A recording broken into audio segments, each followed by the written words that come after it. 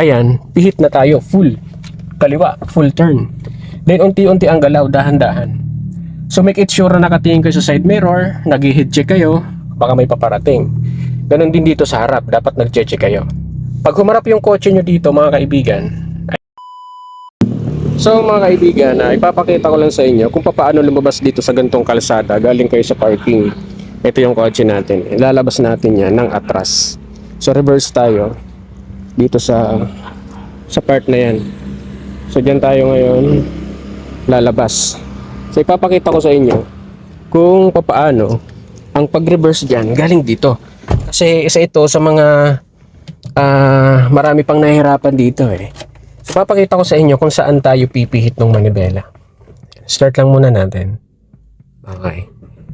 So yan. So dahil ang intention natin mga kaibigan ay doon dapat tayo naka-face sa part na yon kasi papunta tayo doon sa way na yon.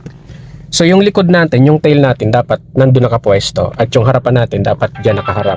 So ang gagawin natin ngayon, ayan, seatbelt lang tayo for the safety lang. Okay. Para sa mga beginners, hirap sa pag-atras sa mga katulad nito. Ngayon gagawin natin, dahil busy ang kalsada na yan, kailangan dahan-dahan, slow down. Kung manual transmission, kailangan alam nyo gawin ang clutch control para napapagalaw nyo sila ng mas mabagal at control. So lagay natin ang reverse, no? Clutch down. Then lagay natin ang reverse. Disengage natin yung brake. So sa point na to mga kaibigan, diretso lang muna ang steering natin. Then hanapin ang biting point para mapagalaw natin ang katulad nito. Ayan. Mapansin nyo, unti-unti, mabagal lang. So dahil may katabi tayo dyan para hindi natin matamaan, diretso lang manibela. Alright? So tignan nyo dito sa part na to, kailangan lumabas yung half ng body. Okay? Ng kotse natin. Pag lumabas yung half ng body sa kalsada, ayan, pihit na tayo, full. Kaliwa, full turn. Then unti-unti ang galaw, dahan-dahan. So make it sure na nakatingin kayo sa side mirror, nag-head check kayo, baka may paparating. Ganon din dito sa harap, dapat nag-check kayo.